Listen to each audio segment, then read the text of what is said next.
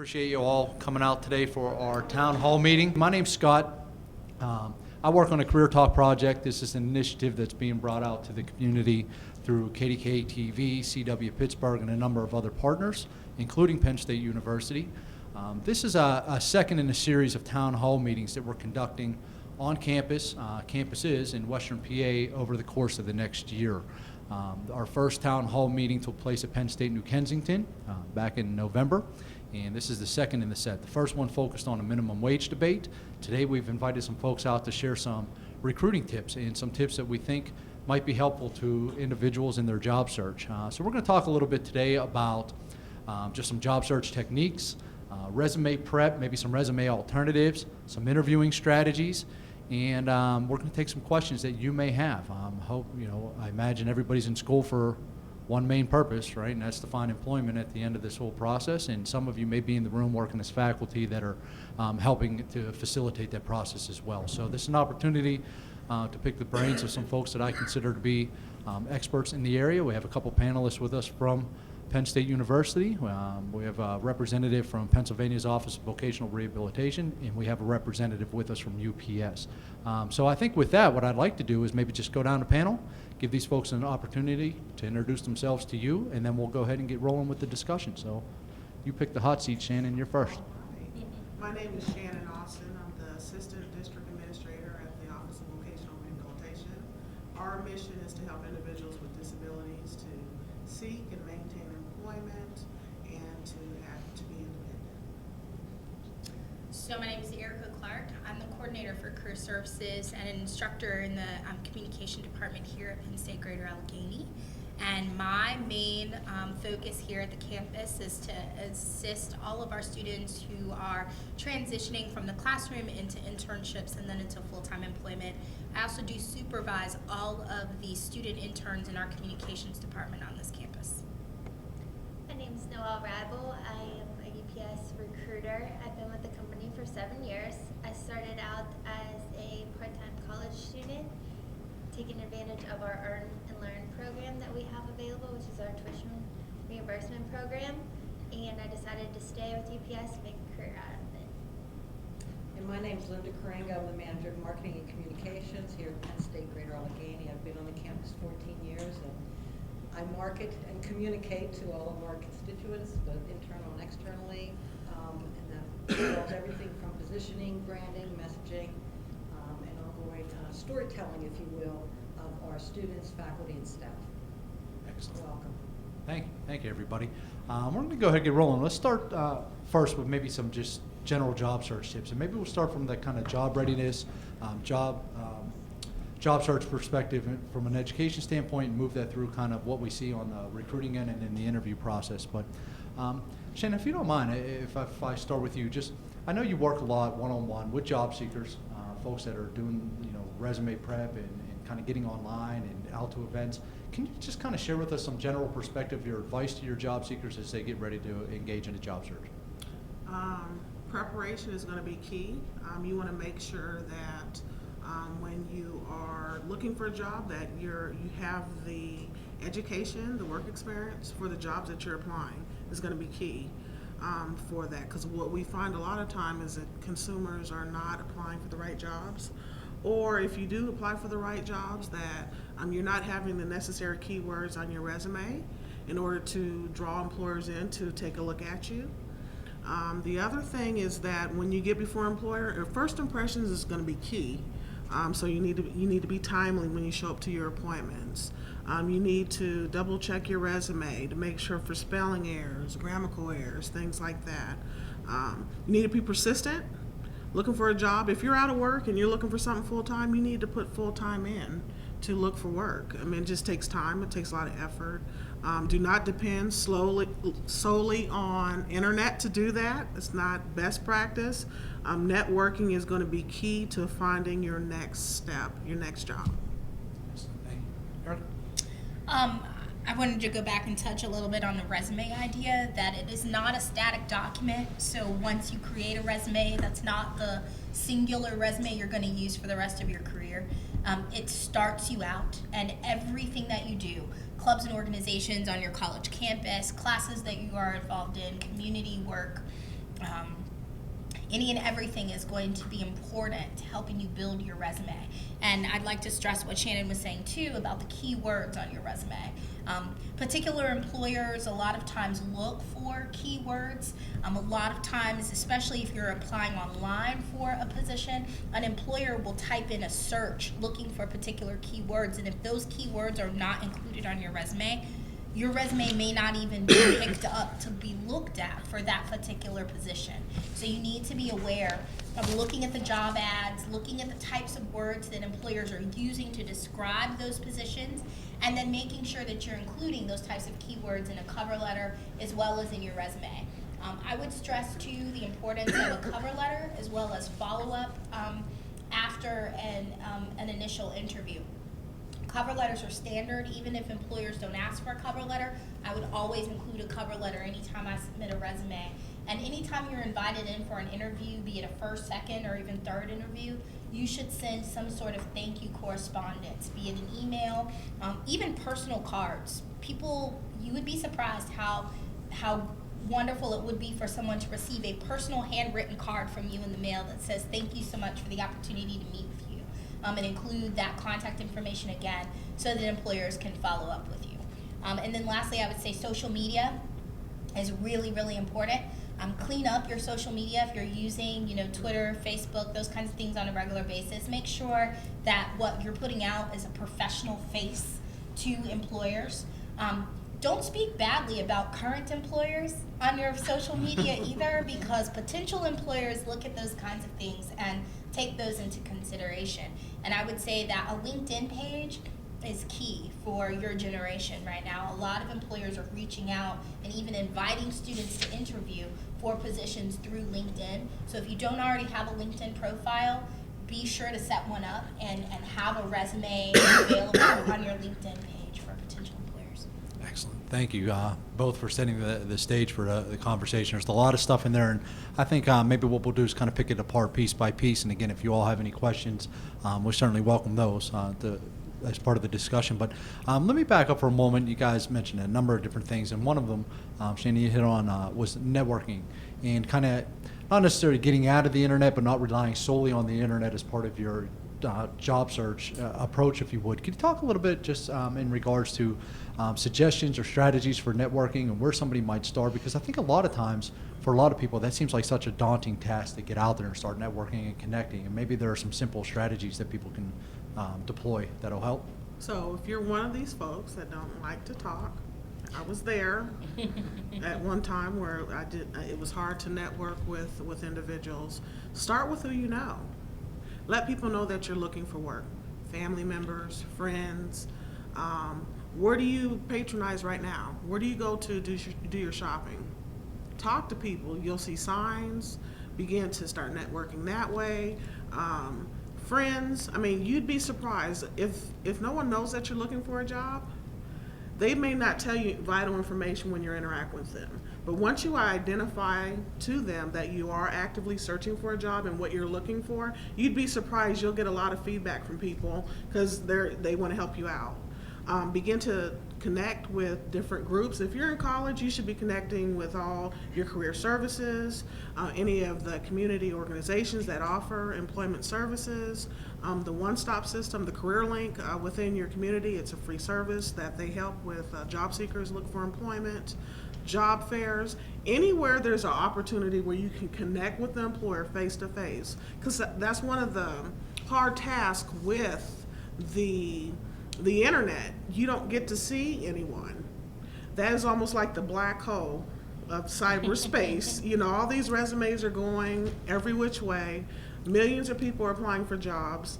I've heard from several employers, for one position, you may have 200 to 300 people applying for that one position. So really, sometimes when you get to HR, it's almost a screening mechanism, and they're looking for keywords. They're looking for those that have the best match. They're looking for those that are overly qualified for those positions because it's very competitive right now. So you really want to get before someone and be able to sell yourself in a way within 30 seconds where you can give an elevator speech about yourself, what you can offer, and why you want to connect. You want to be very strategic in nature when you do that. Like, where do you want to work? Like some of you guys probably have career goals right now and you're in a degree. What are some of the top companies within Allegheny County where you may want to work? Identify them and figure out ways, if you see when job fairs are coming to the area, if that company is going to be there, try to be present. You know, so you really want to kind of get in touch with someone and get before a person and be personable. You know, you want to be strategic in nature when you do your networking, and then you'll begin to see doors open a little bit easier instead of just using the internet. LinkedIn is an awesome resource. You'll be able to see company profiles. You'll be able to track companies. You can get outreach from recruiters. I think 85% of recruiters are utilizing LinkedIn at this time to get people into the company. So you really want to utilize those social networking systems that are available to you, along with trying to get face-to-face time. I would simply add that, from my perspective, I equate networking with volunteering. So let me explain myself here. So you come out of college, you've done these wonderful things on campus, and you're looking for a job, but you can't find the dream job that you want. So you settle, if you will, for something else. You think this is going to be temporary, I'm getting my foot in the door. Well, when you get your foot in that door, and before you even start at the company, discover what their mission statement is. See if there are volunteer opportunities with that organization that you can stand out from your local colleagues. See if they have any civic and community engagement outreach programs that you could volunteer for. For myself, looking for a job in public relations, I took the first job I could get at a hospital. I immediately went to the public relations department. Can I help write some articles for the newsletter? And then I started to volunteer for political figures and started to write political brochures and talking points and political speeches. And so when you build on your resume, as Erica said, it's a fluid document that changes continuously.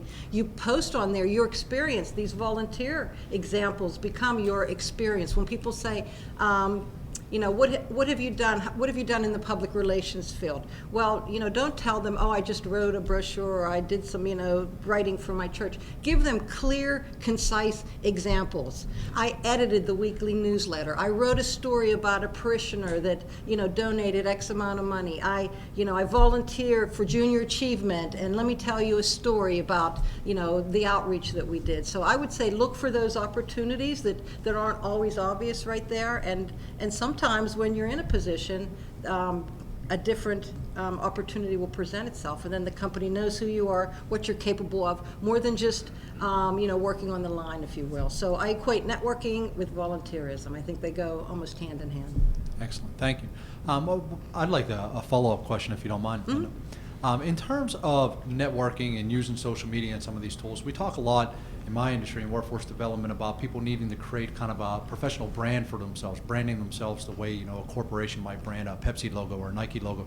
Can you speak a little bit to just kind of, you know, branding in general and how to apply that where your personality but also your professionalism comes through? It's so funny that you mentioned that, because our commencement speaker last semester spoke about personal branding, and I think it really hit home with a core group of not only the young graduates but some of us in the audience as well. I mean, you know, that's very important, how you represent yourself and, you know, what your brand is, what you're known for, what your strong skills are. And so I think you always need to keep refining that brand of yourself, sometimes with simple things like cleaning up Facebook, you know, what you're posting on LinkedIn, but also how you carry yourself and your character and how you just represent yourself.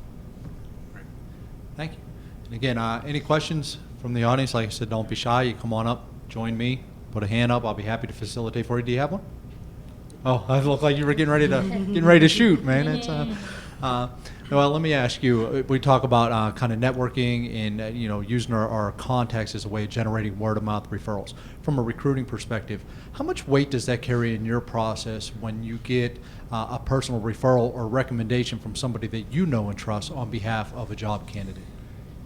Just because we get referrals doesn't mean they're always the best candidates. So of course we expect hold them to the highest standards that we do any applicant. We expect them to come in, be on time, be prepared for the interview.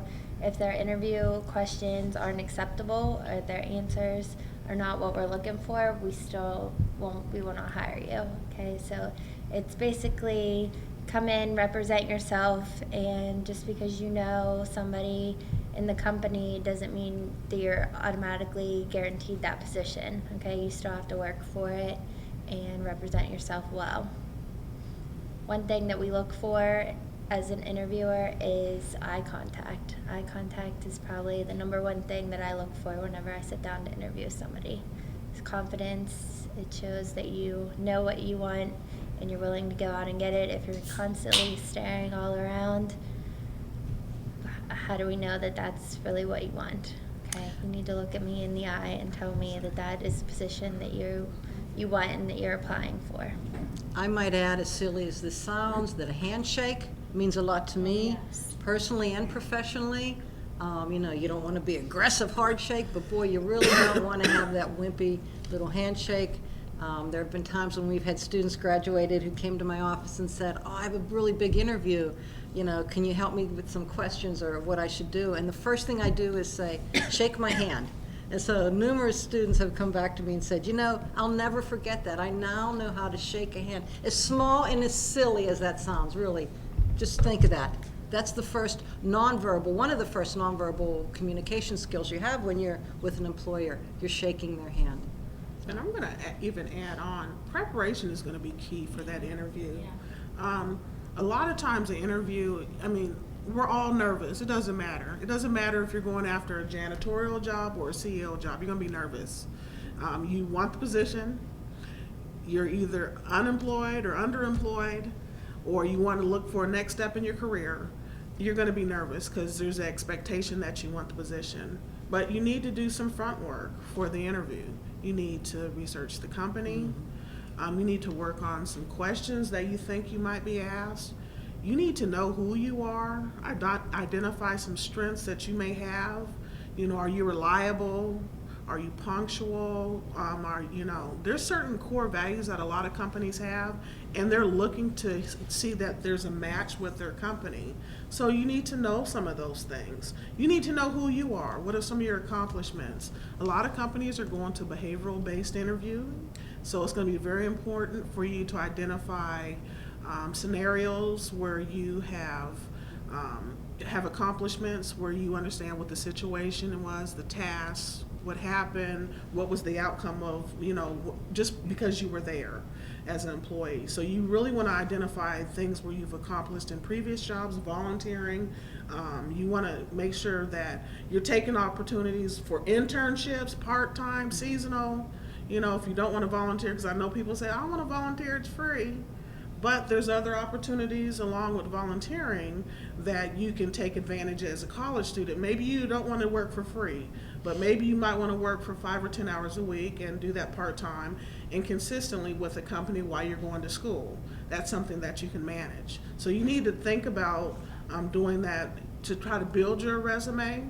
And if it's a company that you want to get in with, get in the door with a basic job that might not be totally in the field that you want to go into, but that you may create a career ladder for yourself within that company as you get closer to graduation. And I can't stress also about knowing a little bit about the company that you're interviewing for. Go on their website, look at their mission statement. Be prepared at the end of the interview when they say, do you have any questions? I think that silence of, no, you've answered them all, just leaves me as an employer wondering, well, I know I didn't say everything, and so some interesting kind of questions are, maybe you read on their website that they had a Habitat for Humanity project on the homepage, and so you start to inquire about that, or maybe you found that you volunteered at Habitat, so you bring that in and you tie that all back into the interview, so the employer has something to connect with you to, more than just the basic, why do you want this job? Tell me your strengths. What are your weaknesses? You have to identify something to make you look and sound a little bit more different. So I think preparation for the company you're going into is key, in my opinion, anyway. And little things too. Just I would strongly encourage that you think, deeply about what you choose to wear to that interview. I mean, your outward appearance sends a very strong message to that employer that you are prepared and that you can come to the workplace looking prepared every day. So, even with like students on this campus or with our alumni as well, through our office, you can do practice interviews, right? Where you could dress for the interview, you could sit in my office or sit in another room in the office and actually have a face-to-face, either behavioral or, otherwise type interview. I've done it with a lot of students on this campus, and a lot of them have said it really does help them to get some of those jitters out, because there are some things that you don't realize that you do. Facial expressions that you make, you might squint or blink a lot or those kinds of things. And once you're aware of those behaviors, you can kind of control, those behaviors. So, but I would say that outfit is going to send all kinds of signals about who you are and how prepared you are for that moment. And some other soft things, makeup, Oh, not too much, jewelry, Not too much perfume. not too much perfume. Your cell phone needs to be off. You should not be taking messages during the middle of your interview at all. That is a turnoff for employers. Just some of those things, you just have to be real prepared. If you've never been to the employer's work site before, where the interview, maybe you want to do a dry run so you get there in a timely manner. Because then you might find that the parking's like 4 blocks away and you got to pay, and so you don't want to be rushing to the interview before you get there, because then that's going to create more anxiety. You're going to be stressed out. So you just really want to plan to make sure you know where you're going, where you're going to interview, and things like that. Ladies, if it's bad weather, okay, wear your, like your snow boots or your Uggs with your pants or whatever tucked down inside so that you're not stepping all over the back of them or getting snow all over, and then change your shoes, right before you go in. Little things like that matter. I mean, you do not want to be out in 4-inch heels in an ice storm or a snowstorm and realize you have to walk 4 blocks from a parking deck to a building to get there for an interview. You just want to be prepared for whatever's necessary. Excellent. Thank you. You all have mentioned a couple times this phrase, behavioral-based interview questions. Can anybody on the panel kind of define exactly what that means, what it is, what the purpose of a behavioral-based interview question is? I'll just open it for anybody that wants to. So a lot of times an employer will ask a question that is it's a 2-part answer, and they're expecting a 2-part answer. They may ask you to tell them about a time when you had to solve a problem on another job or an internship. What was the situation? How did you handle it? What was the outcome, right?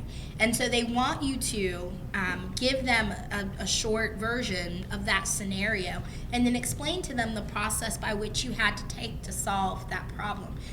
What they're looking for is 2 different things: that you can express the skills that you have in another format, because just saying that you're punctual or just saying that you pay attention to detail, that's just a phrase. But if you can interpret a time in which you had to put those skills to work, then an employer truly understands that you understand more than just a buzzword or a keyword. Like, you can give them an example of something like that taking place.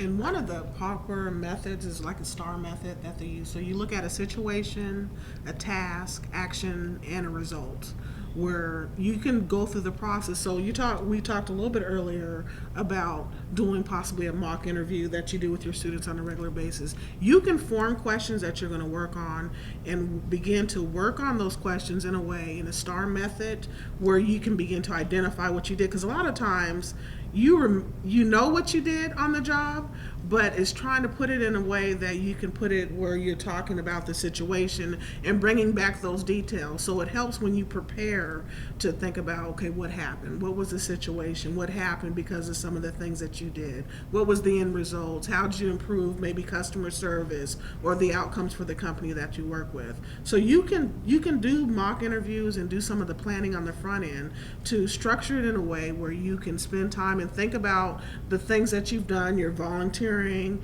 part-time, seasonal internships where you've had positive outcomes on the job with other employers to begin to prepare for a future employment with a different company. Excellent. Anything that? I was just going to say, from my perspective, I often like to hear an honest conversation with the person I'm interviewing. So I like a conversational flow back and forth. A lot of interviews, people have very pointed questions, direct questions they're asking you, and then they rate you. And I really find that difficult on my end as an employer. I really like to hear the conversation. I like to see a little bit of the personality. And the only way that really happens and you're comfortable doing that is with numerous interviews. I'm sorry to say, you'll have to do numerous interviews, but as you do them, you'll find that most employers are going to ask you a lot of the same questions or very similar questions. And so as you catch yourself repeating the answers, you'll refine them. It's almost a rehearsal from one interview to the next. And I just like to make it a little bit more conversational. Excellent. Thank you. Let's come back to job search strategies for a moment. Just kind of a quick survey. How many of you are currently looking for employment? Full-time, part-time? Okay, how many of you have been looking for employment recently, just maybe in the last year or so? A couple of you. Okay, good. Let me ask you, and then maybe we can bounce this off the panel. As you start a job search, kind of what's the first thing that you do?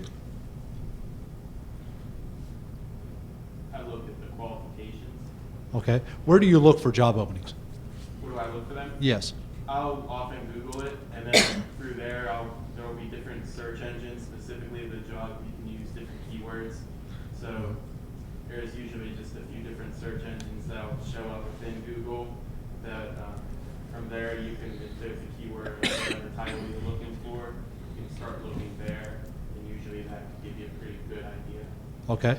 What else? Yes. I look at companies that interest me, that I want to just look for a job. If you go to work and hate it every day, the first thing I do is I look at the company's mission statement and I see if their mission statement goes with what I abide by, and then I proceed to look more into that company. So. Okay, so you're doing some research on your own in terms of mission statement and background via the web, or just talking with people about particular companies, or okay. Anything else? Where are you going for job leads? Shout them out. Sorry. Where are you going for job leads? Outside of the internet, where else are you looking for a job? Yes. Well, luckily my dad, he's into what I want to do after college, so I tend to ask him for advice sometimes. Okay, perfect. It's a good example of networking. What are you doing after college? I want to be A programmer? Yeah. Great. Thanks. So talking to people you know, doing some research on the web. I'm always in this Clarke's office. I talk to my mentors, people that I know who have high statuses in their professions. I talk to them, and I try to talk to people alumni as possible. Great. Good. Okay, so talking to some folks, web. How many of you have been to a job fair or career fair? Sure. Let's talk a little bit about what that experience is like. As we're talking about kind of job search strategies, we're hearing a lot about networking. We're hearing a lot about doing some research online and getting familiar. But let's talk about some things like going to a job fair and meeting recruiters at an event. From two perspectives, if we don't mind. Again, from kind of the job readiness side, preparing people for those events, and then from a recruiting side, if you could talk a little bit about kind of what you're looking for at those events, I think that'd be a nice tie-in. So if you ladies don't mind, maybe we'll start with just kind of the preparation process for a job fair. For our agency internally, we do a lot of prep sessions to get our consumers ready for job fairs. We begin to identify who is job ready. We want to make sure that everything's in place, driver's license, social security numbers, that they've addressed barriers to employment, whether it's child care, transportation issues, so that it's real strategic in who they're going to try to connect with. For example, say you're trying to connect with an employer like FedEx that's location out by the airport. Well, can you get to the job? So, I mean, do you really need to spend that time if I know that your source of transportation is the bus system? So we begin to help them to identify some of those things. We do job readiness prep sessions before the job fair. We do profiles on the companies that we have coming to our job fairs. So if there's any consumers that are here from OVR, you need to begin to come to OVR job fairs. The other thing is we try to do follow-up. Because we have relationships with the employers that we invite to our job fairs, we do a lot of follow-up with the employers.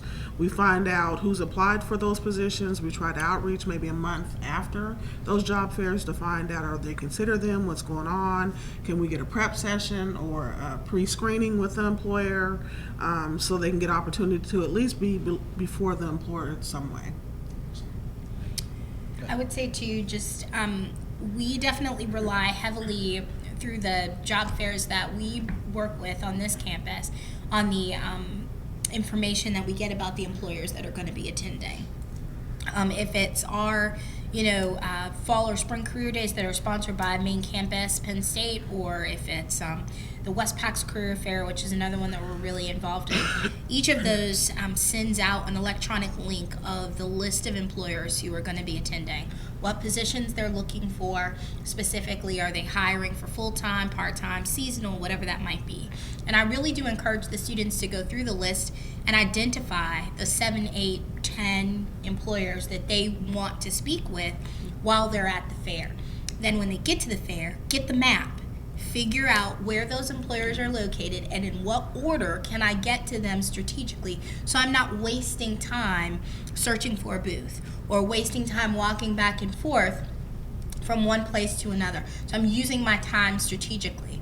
Many of the times when you go to larger fairs, the students know, they've been with me, the lines are long and you're waiting for that 30 seconds, that 45 seconds, that 1 to 2 minutes to talk with that employer.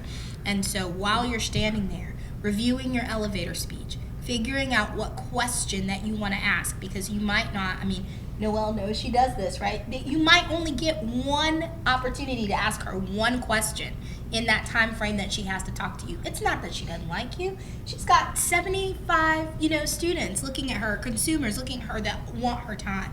And so using your time wisely and strategically in that moment. And then the last thing for me, making sure you get the contact information.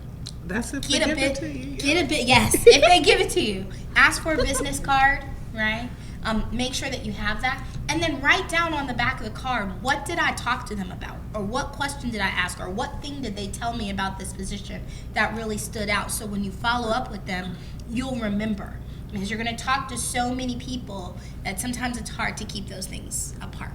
And just one quick thing, dress in a business casual when you go to the job fair. I know the tendency in college is, sweats and jeans and tennis shoes and things like that. And, you really need to be in a business casual when you're going to the job fairs.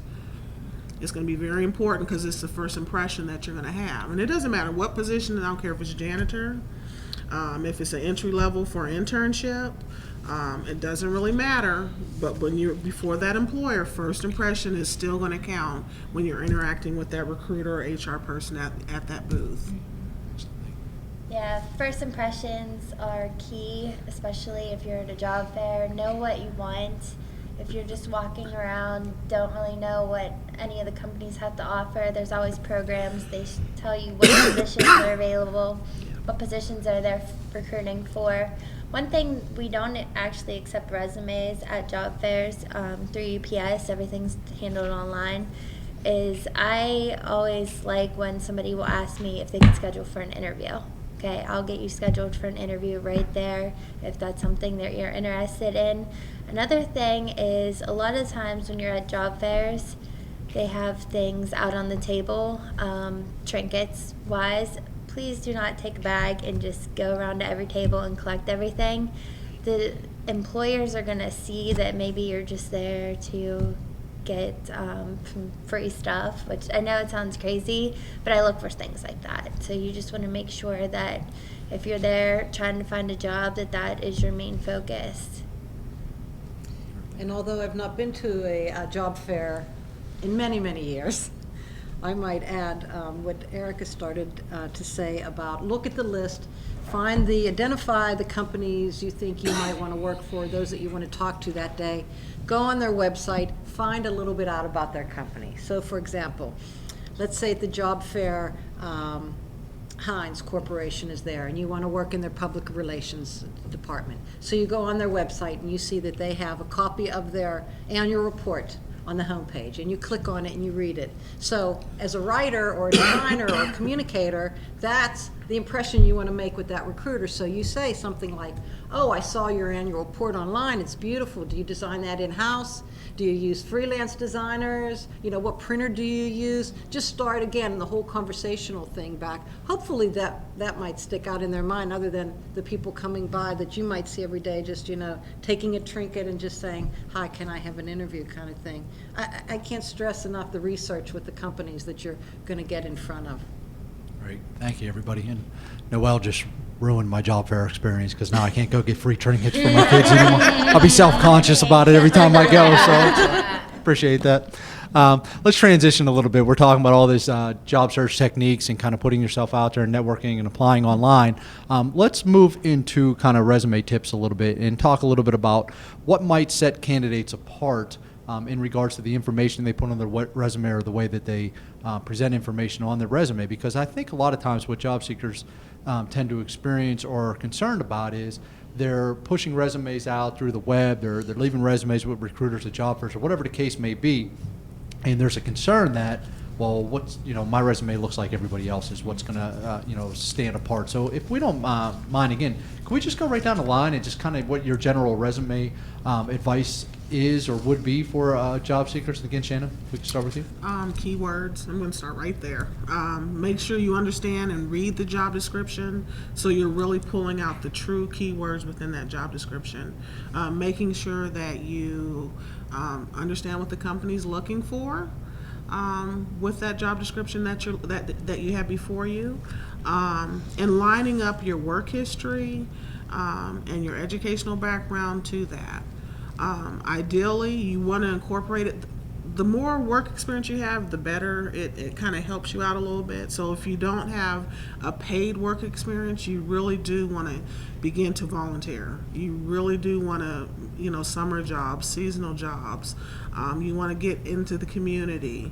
You want to either do more while you're at college. You want to make sure that you get into different programs and access clubs and things like that, and begin to maybe take a position, whether it's like a secretary or treasurer or something. You want to build that resume up so you could submit that to the employer.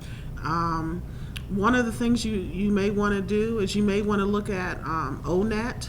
I don't know how many of you guys use ONET, but they can kind of help you identify. So say you have worked several jobs in the past. With ONET, you're able to go on there and get basic tasks that you would have within that job title. So it could help you to recall maybe some of the things that you did in your previous jobs, because sometimes, who keeps their old job description? Who remembers everything that you do? It's hard to do that. So sometimes you may be able to use ONET to identify some of the things that you did on the job that's linked to that title.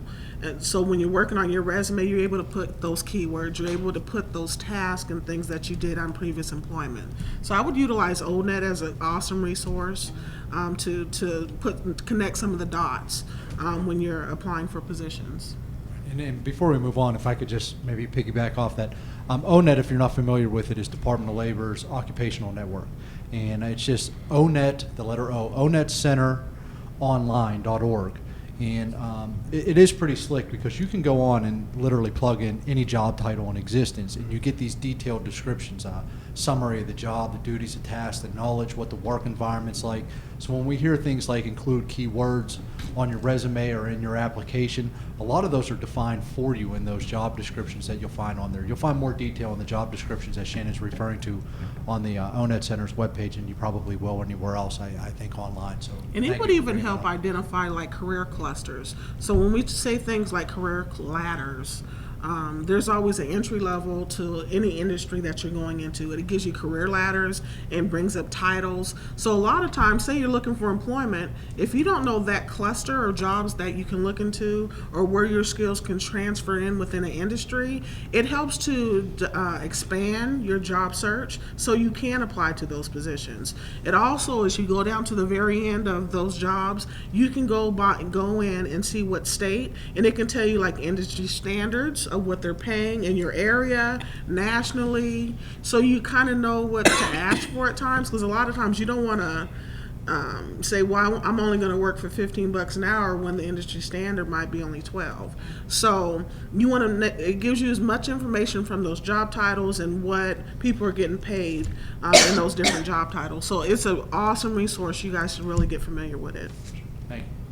I would say that for me, the biggest thing is that you cannot have too many eyes look at your resume, because you will miss the slightest misspellings or the slightest, grammatical issues with commas or lack of periods where there should be, or you're putting periods where there shouldn't be, that kind of thing. So when you're putting together a resume, students on this campus have me look at it. You could have Linda look at it. You could have, different counselors in the Learning Center, up in the ACE office, a number of different eyes just kind of looking over that document. And I can't stress enough how important that you should not be sending out the same resume to every employer, because what skills should be highlighted for one employer can't be highlighted for every employer. Okay? You're going to have to change an objective statement if you're including an objective statement.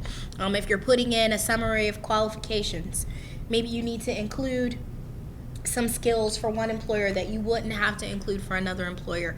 Maybe there's some courses that you took that would be of great importance to a particular type of employer. Let's say you were applying to intern in Linda's office, right? And you had great expertise with Adobe, right? She would need to know that, right? Maybe another employer would not need to know that.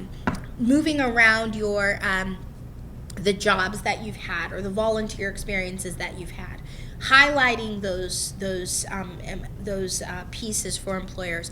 I always like to say to students too, you should have a relevant experience section and an other experience section.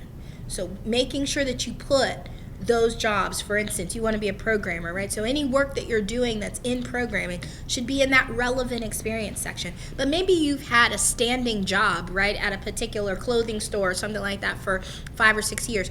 Putting that underneath an other experience so that an employer knows that you have longevity, right? You're a good employee. You're going to continue to show up and do the things that you need to do. So highlighting those experiences in an important way is just really, really important. But don't worry about flowery language or colored paper or color on your resume. Everybody is on white paper with black ink. It's the standard, and that's okay. Employers are used to looking at that. You don't want to do something and think, oh, this is going to make me stand out, and all it's going to make an employer do is put your resume to the side because they're not interested in looking at it. Well, and depending on the search engine, if you have too much stuff, you have boxes and you have a whole bunch of bullets, and if you have all this extra stuff, lines throughout your resume, it might not be able to read it. Right. When they have programs to look for, keywords. So you really want to keep it real basic, but you want to have all the various elements that we're talking about today. So too much is too much. Yes. Keep it simple. I think we have a question. Yeah. Someone told me that a resume should only be 1 page. Is that true? You're going to hear, from my perspective, you're going to hear a number of different things on that. From an educational perspective, in the work that I do in career services, we're always told that if you have less than 5 years of work experience, your resume should be 1 page. Okay? If you have more than 5 years of work experience in some fields, multiple pages for a resume is okay. But you may not find that if you're giving an employer a resume at a job fair that they want a 7-page resume from you, because they're not going to have time to review a 7-page resume. So I would say you should have a number of working documents. That 1 page, easy to access, the most up-to-date information on what you've been doing resume that you might be able to use for a job fair or something, an internship fair, something that's really quick. But if you're mailing in a resume, or if you're going for an interview where you've got time in front of an employer face-to-face, and you've got that more than 5 years of work experience, that longer resume may be of benefit to you. And so both of those documents could be helpful. And it may depend on where you're applying. Right. So if you're applying to the federal government, long is better. Mm-hmm. You want to, Or in academia, right? If Academia. you're working for a university, long, in our case too, is better. They want to know what you've been doing. they want to, yeah, they Every they- minute of every day since you've graduated from college, basically. Yeah, so. So state jobs, same thing. A long is better. You're not confined to the one page, but you need to figure out where you're going to apply. So most employers, 1 or 2 pages. You need to stop there. And I think the rule of thumb, like she says, depending on the nature of the position, higher up position, sometimes you have to give more information. So it's okay to get a little bit longer, but then at what point do you give it at the interview? You can't. They don't want your life story. You know, because there's still the rule of thumb. So a lot of recruiters are looking to the rule of thumb. So the top part is really crucial. It needs to be on point and where they're going to look at it. So they don't have time to search a book of your resume on what your accomplishments are. So you really want to make sure that you identify who you're applying to so you can figure out what style of resume that you're going to utilize and how long it needs to be. The best piece of advice I was always given was to fold your resume in half and treat it like a newspaper page. You know, in newspapers, we always say the most important information is above the fold. So fold your resume in half and see what's above that fold. If people can't figure out that you're qualified for that position that you're applying for in that above the fold, you haven't set your resume up correctly. So think about it that way. They only get to see the top part. What is that top part telling them that's going to make me stand out as a candidate? Excellent. Well, what stands out to you in a resume? I'm sure you see hundreds of One of the red flags is gaps in work history. Just be prepared to answer any questions that they should have. If you have long periods of time you went without employment. Another thing is multiple jobs, like going from one job to the next in a short amount of time. Okay, we're going to think that you're not stable to be in that position. So we're going to look for red flags like those, gaps, and multiple different jobs in a short amount of time. Can I stay with Noel go for one ahead. more? Absolutely. We're kind of seeing this emergence of the electronic resume, and you guys have mentioned like social media and LinkedIn and that sort of thing. From the recruiter perspective, I mean, how much credence are you giving to maybe like a LinkedIn profile being sent to you or somebody guiding you in that direction to look at it? Any at all, or is that something that a company like yours or just in general is looking at? Yeah, we're starting to get more in with the LinkedIn, and with LinkedIn is if you reach out to me, I'm going to look at your profile. Okay, and then basically your LinkedIn, it should have all of your information right there. I mean, it's kind of different from a resume because all the information's there, anybody can see it. Like Erica said, I believe different employers should have different resumes. You should have different resumes for different people, but your LinkedIn profile should have all your information there so that different people can search for you. Excellent, thank you. And if you're not using LinkedIn, if you haven't set up a profile on LinkedIn, one of the unique things about it is not only can your work history and different projects and things that you've worked on, your education be built into that, but individuals who know you and who have worked with you can build recommendations into your profile. So if you've been a student in somebody's class, rather than chasing down a professor or asking for a letter of reference or recommendation or something, you can request that professor put it right into your LinkedIn profile, or somebody that you worked with in the past can put that recommendation in. And the way it's set up is those recommendations are sent to you, the individual, first for review. So if you want some modification or if you're not comfortable with what it says, you do have the opportunity to review that before it's posted to your profile, unlike Facebook or Twitter, where those kind of filters aren't built into place. You can do that and kind of control the content that's on LinkedIn, and all of that information as well, to kind of speak to the 1-page, 2-page resume thing. It's all available for download into a PDF. So even if you're just looking at taking a hard copy of what would be that LinkedIn profile, you can download that entire profile into the PDF along with all those recommendations on separate pages, so that you kind of leave out with the profile as well as like letters of reference on an additional page. So just some food for thought if you're not going that avenue yet, in terms of just resume alternative, if you would. It's certainly an option to look into. But Anything else to add in terms of resume tips before we talk a little bit about interview strategies and then kind of move towards just some general advice in the I would just close? like to add one Please. thing from a personal perspective. As Erica said, that you want to change your resume up for the different employers, to try to develop action statements that tie back to the job description. So for example, in public relations, they might be saying, the job description might say, develop a speakers bureau program. And so you've done that. So you want to try to develop an action statement around that. So something like increased speaker bureau participation by 40% through electronic communications. In my mind, that says what you did with the speakers bureau, how successful you were, and how you did it. So those are the kind of action statements I'm always looking for on resumes, more than just, like Erica said, not to just put the buzzwords in there, but how you actually achieved that. And to try to be yourself too. I mean, you want your personality to come out during an interview. You want to stand out a little bit. If you're excited about the position or something you did, or, in the past I would say, this job is written for me, I can do this, and then you go into that interview with a completely different mindset. You're prepared in a whole different way because you're qualified for the position. So try to let that shine through as well. Excellent. And that's a nice segue into our kind of final piece here on the interview itself. Mm-hmm. And if we could kind of touch on that, just briefly in regards to some tips. One of the things that I've experienced with my students and job seekers is a reluctance to take their own documents with them to interview. So they'll send a cover letter and a resume to the recruiter, but they won't take a copy for themselves. And I think what you're speaking to is not only preparing that and kind of being able to speak to it on the front end, but have it with you during that interview as a point of reference for yourself. I might say also in public relations, they might say, send writing samples, Yeah. or be prepared to bring them with you. So you send them, and when you get there that day, I usually like to find out, am I interviewing with a committee of people? How many will there be? Or one person? Or is it just the HR rep? Or is it actually the marketing director? And so I bring another resume, I bring a folder with additional writing samples that I can leave with them. And if it's a committee interview, I bring enough samples for everybody around the table. Excellent. Anything to add to kind of that piece?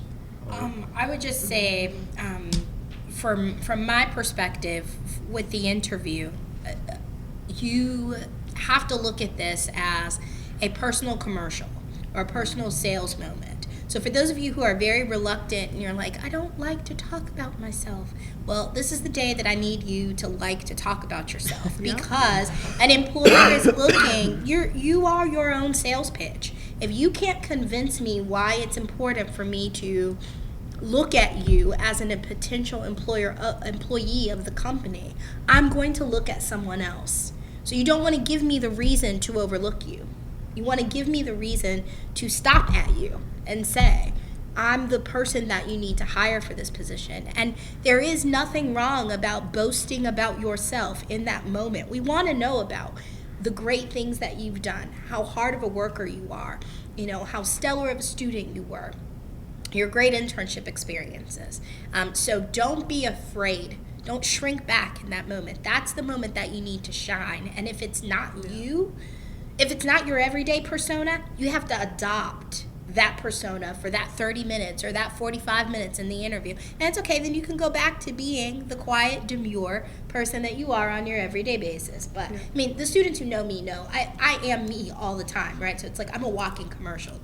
You figure it out, right, after a time. But I realize that not everybody is like that in their personal life. So having to step forward and really bring that confidence to the table can make all the difference in an interview. I think you also have to, don't be afraid to mention any awards or recognitions you've received, even though you have it in paper. Somehow weave that into the interview. Think about things that you might just not be thinking of. And for example, I think this weekend Thon just happened, and so we had a couple dancers from campus, and so you might just put, Thon dancer representing the campus. But if you have an opportunity to talk about that, what that says is that you learned time management skills. You did you did marketing skills. You did fundraising. Yeah, so you need to spell that out. So if they say, oh, what is this Thon? Don't just say, oh, 46 hours of dancing. That's it. The door's open. You got to bust it through and sell yourself. Do your personal commercial. And you have to realize the employer doesn't know you. Other than your resume, like, you're not just your resume. So, like, that personal touch, you want to talk about some of those things that you're doing, volunteering and things like that, and bring that up. And you want to highlight things that your resume is not talking about. Expound upon what your resume is not talking about. So you want to clarify some things that aren't totally clear sometimes maybe on the resume. So you really need to sell yourself. I mean, I can't stress it enough. You know, if you're not going to sell yourself, someone else is when they get in there and they're going to get the job. One of the things I tell a lot of our consumers I work with, if you're applying for jobs and you're not getting a response, you need to work on your resume. But if you're getting the interview and you're not landing the job, then you need to work on your you have to work on your interviewing skills, and that's going to have to be key, especially if you're being brought for interview after interview after interview. What is missing? Are you not talking about those gaps? Do you have something on your criminal background that you're not disclosing, and then you're getting pre-screened out? You have to begin to address those issues. Be comfortable in talking about those gaps, something that may be on your record, and then talk about that with the employer. Because if you're uncomfortable discussing it, they're going to be uncomfortable hearing it. So you have to have those uncomfortable conversations and figure out how you're going to bring that out within the interview process, and continue to develop those skills, because it does take practice. The more you do it, the easier it gets. What makes a memorable interview?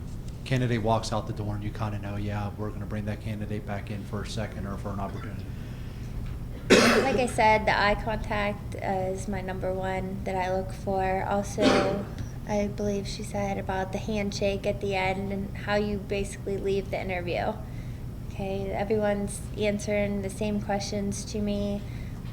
As long as you have an answer for every question and you can explain to me everything that I'm asking you, you should be pretty good. Just make sure that you have the eye contact and following up at the end. The next day, the next week, sometimes if we're interviewing multiple candidates for the job, we may overlook one, and if you follow up, you might bring a new light to you. Great, thank you. Any questions for our panel before I go to kind of closing comments? Sir. Is there a standard wait time as far as after the interview where you should follow up, or do you use this sort of situation? We hire weekly, so I expect somebody to contact me within the first 2 weeks. Of the interview? Yeah. Okay.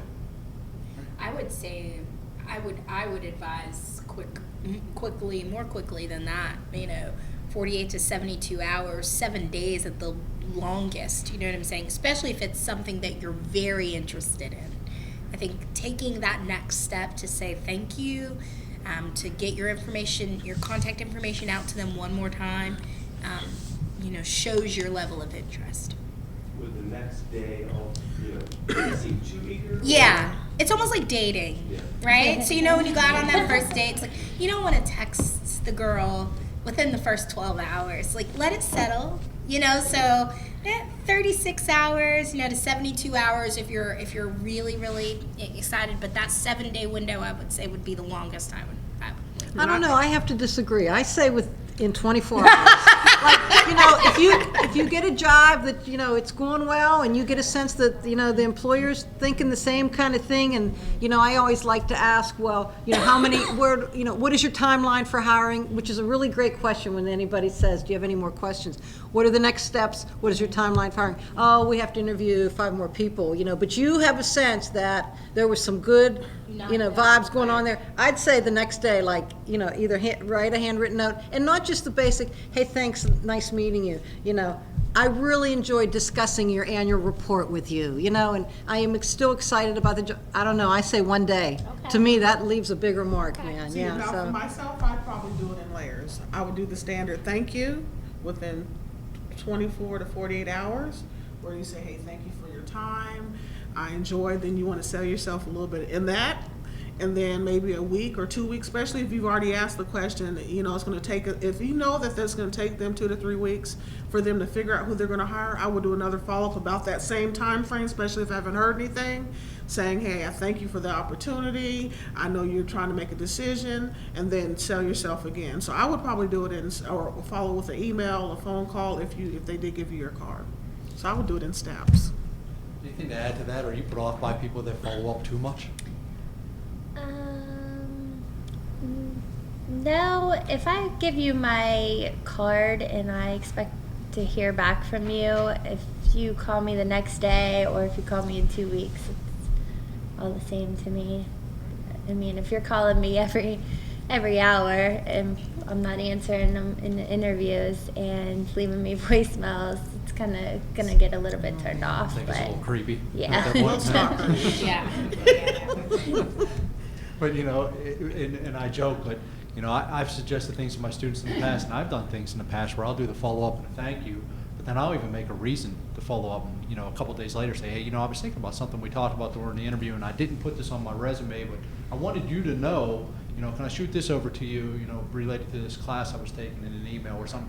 I'll make up reasons to follow up just to kind of keep the dialogue going and let people know that I'm interested. So that's kind of a tip as well, and then it doesn't seem like stalking as much as it does just genuine interest. So, good. Anything else to add to the interview process? Anything else to ask? Yes, please. Hi, thank you for being here today.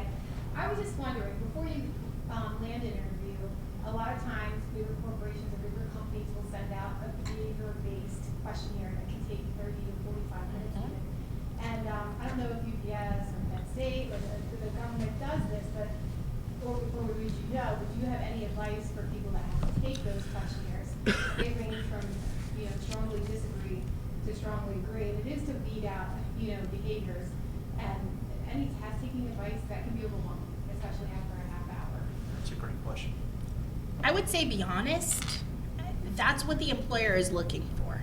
So don't try to anticipate what do they want to hear, right? It's how do you really feel about that particular situation? Because what you'll get yourself into is if you start taking those behavioral exams based on what you think the employer wants to hear, you might get yourself into a situation where they go, whoa, they're a great candidate. And then you go in for the interview and they start asking you questions and you think, I don't know that I really want to be in an employment situation where these kinds of things are going to take place. And so you don't want to then have to backpedal and try to feel like, well, I sold myself as a great candidate, but this might not really be a great fit for me. So I would say be honest. Don't be afraid of the neutral box. So many people get scared of the neutral button. They're like, what does that mean? It means that you're neutral. That's all it means, and that's okay. Don't be afraid of that box. You know, so I would say, you know, really kind of be honest. Don't try to read too much into them either, because then you start thinking deeply and you're like, well, I wonder. You've spent too much time. Just go through, be honest, and you know, take. And from my perspective, with an English degree, I look at every word. I am the worst kind of person to take those kind of tests. Not that I'm trying to second guess them, but I try to decipher the words, you know? Yeah. So I fell miserably at that, so. And a lot of the behavioral, I mean, the assessments that they have on the front end are based on core company competencies. So if you know that they value safety or communication or customer service or quality, then keep that in mind as you're going through the assessment, but do not overthink it. Just go through it like you would. And the fact is, if you're being screened out because of the assessment, do you really want to work there? I mean, because there might be an environment that you may not want to be placed into, Right. period, because you're not matched up. Right. And it's just an assessment. It's not a telltale sign whether you're the best employee or you have the skill sets to be the best employee at that company, next company. Yeah, that's a great question. And one of the things to keep in mind too, some of those questionnaires are, they're designed to be profilers. So they're not necessarily looking for right or wrong answers. They're looking for consistency in the answers, and answering honestly is critical in that case, because a lot of times they're looking to identify certain personalities or personality traits that might come through in that type of assessment. So being consistent and honest in those answers, absolutely critical in that process. Great question, thank you. Any other questions before we go to closing comments? Good. How about just some general advice for folks to close out? If you all don't mind coming right down the line and kind of your tips, general advice for job seekers, and I will move toward close. Linda, why don't we start with you this time? I would say just try to be yourself, as difficult as that is because you're so nervous, but just try to let your true personality come through, because when they're hiring somebody, they're hiring that whole person and that whole personality. So just be true to yourself, what you have on your paper, and how you present yourself. Yeah, and confidence is key. Look them in the eye and just know what you want and go after it. I would say take advantage of the opportunities that you have on your campuses and your community to be as prepared as you can be for your resume, for the interview, for all of that. So that's my advice. I'm going to say, no, figure out who you are. A lot of you guys are young. You may need to just identify some traits that really are you. Begin to work on some assessments. Think of some traits that you hear people say constantly about you, because sometimes there's traits within you that you realize that you don't realize that are in you. So begin to identify who you are so you can put that on paper in a way that makes sense to an employer, and just be yourself. I think you need to be strategic in nature, in that you identify where you want to work, what you actually want to do, and leave yourself open for new opportunities outside of the box of where you think you may want to do and what you may want to be. And then begin to network with various people, because you never know. You're thinking that, okay, I want to work for these 10 top companies, but there might be a company that you're not considering that might be a good match for you to be at, that you really hadn't considered. So just be open to new opportunities and network all the resources that you have available to you. Excellent, thank you. And then just kind of my last piece would be, to remember that you're never going to interview with anybody who didn't have to interview for their job themselves. Everybody's nervous in that process. Everybody's human in nature, and is going to understand the nervousness. So just treat it more as a conversation about yourself and about that company. And I think it'll seem less formal, less tense than maybe it has been up to this point. So let's thank everybody for coming out and sharing some advice with us today. Thank you all. Appreciate you joining us. Hopefully this was useful, and as I mentioned in the beginning, the recording of this session, if you want to kind of go back, review some points, share it with anybody else that may benefit, will be available at kdk.com/careertalk, as well as through some of the social media outlets that are tied to our participants today. So again, thank you for everything.